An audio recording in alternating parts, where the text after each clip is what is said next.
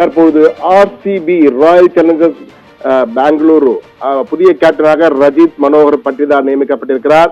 இவர் யார் என்று இவரை நிறைய பேருக்கு தெரியாது என்றுதான் கூற வேண்டும், ரஜத் பட்டிதார் யார் என்று.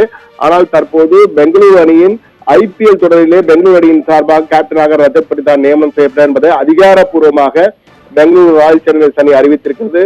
ரஜத் மனோகர் பட்டிதார் 1993 ஆண்டு மத்திய பிரதேசத்தை சேர்ந்தவர், பிறந்திருக்கிறார். இவர் right handed top order batsman மற்றும் ஆஃப் ஸ்பின்னராகவும் பயன்படக்கூடியவர், ஒரு ஆல்ரவுண்டர். ராயல் சேலஞ்சர்ஸ் பெங்களூருக்காக 2021 விளையாடி வருகிறார். சவுத் ஆப்பிரிக்காவுக்கு எதிராக அவர் இன்டர்நேஷனல், அதாவது சர்வதேச போட்டிகளிலே 2023 ஆண்டு டிசம்பர் 21 தன்னுடைய முதல் போட்டியை விளையாடி இருக்கிறார். இவர் மத்திய பிரதேசத்தின் இண்டோரை சேர்ந்தவர். இவர் டெஸ்ட் போட்டி, ஒருநாள் போட்டி, T20 போட்டி என 3 போட்டிகளையும் விளையாடி இருக்கிறார். ரஜத் மனோகர் பட்டிதாரை பொறுத்தமட்டிலே 2022 எலிமினேட்டர் மேட்ச் அந்த IPL நடந்தது. அப்பொழுது லக்னோ சூப்பர் ஜெயின்ஸுக்கு எதிராக பெங்களூரு ராயல் சேலஞ்சர்ஸ் விளையாடிய பொழுது அவர் விளையாடின 54 பந்துகளில் 112 ரன்கள் எடுத்து ஆட்டமிழக்காமல் இருந்தார். அந்த மேட்ச் வின்னிங் நாக் மிகப்பெரிய அளவு பேசப்பட்டது. அந்த போட்டியின் மூலமாக தான் ரஜத் பட்டிதார் வெளியே தெரிய ஆரம்பித்தார். யார் அந்த ரஜத் பட்டிதார் என அனைவரும் யோசிக்க வைத்தது அந்த போட்டி தான். அதாவது 2022 ஆண்டு 25 மே அன்று எலிமினேட்டர் மேட்ச் நடக்கிறது லக்னோ சூப்பர் ஜெயின்ஸுக்கும் ராயல் சேலஞ்சர்ஸ் பெங்களூருக்கும். அப்பொழுது பட்டிதார் அந்த 54 பந்துகளில் 112 ரன்கள் விலாசி எடுக்கிறார். அதே போன்று தற்போது IPL வரலாற்றிலேயே குறைந்தபட்சமாக ஏலத்திற்கு எடுக்கப்பட்டு கேப்டனாக வந்திருப்பவர் ரஜத் பட்டிதார் என்று கூற வேண்டும். அவருடைய விலை 2022 அவர் இவரும் 20 லட்சம் ரூபாய்க்கு தான் எடுத்திருக்கிறார்கள். 20 லட்சம் ரூபாய்க்கு எடுக்கப்பட்ட கேப்டனாக தற்போது கேப்டனாகவே வந்திருக்கார் ரஜித் பட்டிதார்.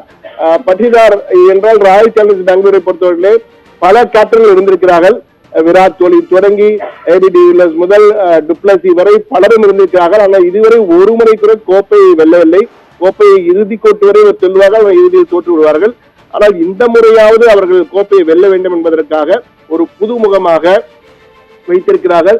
நாம் இது குறித்து அங்கு பெங்களூரு கிரிக்கெட் நிபுணர்கள் சிலரிடம் பேசிய பொழுது ஜோதிடம் ஒன்றை பார்த்திருக்கிறார்களாம். அந்த ஜோதிட அடிப்படையில் ரஜத் பட்டிதாரை போட்டால் ஜெயிக்க வாய்ப்பு இருக்கு என்று சிலருக்கு ஆலோசனை சொன்னதாகவும் அதன் அடிப்படையில் இந்த முடிவு எடுக்கப்பட்டிருப்பதாகவும் சில பேச்சுக்கள் சமூக வலைதளங்களில் பரவ ஆரம்பித்திருக்கிறது. ஆனால் எது எப்படியோ ரஜத் பட்டிதார் ஒரு இளைய வீரர், மிக சிறப்பாக விளையாடக்கூடியவர். அவர் கிட்டத்தட்ட அந்த செஞ்சுரி அடித்ததை பார்க்கும்போது நிச்சயமாக ஜொலிக்கக்கூடிய ஒரு வீரராக இருக்கிறார். ஆனால் ஒரு கேப்டனாக செயல்படக்கூடிய அளவுக்கு அவர் இருக்கிறாரா என்பது அவருடைய நடவடிக்கைகளை பார்த்துதான் நமக்கு புரிய வரும். ஆனால் அவர் ராயல் சேலஞ்சர்ஸ் பெங்களூருக்காக விளையாட ஆரம்பத்திலிருந்து தற்போது பார்த்தீர்கள் அவர் T20 45 போட்டிகள் விளையாடி இருக்கிறார். 45 போட்டிகளிலே 1466 ரன்கள் எடுத்திருக்கிறார். பேட்டிங் ஆவரேஜ் என்று பார்த்தால் 37.58 இருக்கிறது. அதே போன்று 112 ரன்கள் அடித்திருக்கிறார், ஒரு செஞ்சுரி மற்றும் 12 அரை சதங்களையும் எடுத்திருக்கிறார்.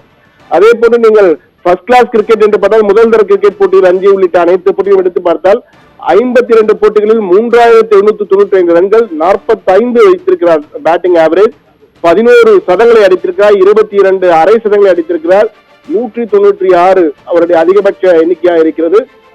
எனவே தொடர்ந்து ஒரு சிறந்த பேட்ஸ்மேன் இதில் மாற்று கருத்தில்லை. எனவே ரஜத் பட்டிதார் இந்த முறை அவர் தலைமையிலே கோப்பை வெல்வாரா, வெல்லுமா பெங்களூர் ராயல் சேலஞ்சர்ஸ் என்பதா என்றால் பலருடைய கனவு அது.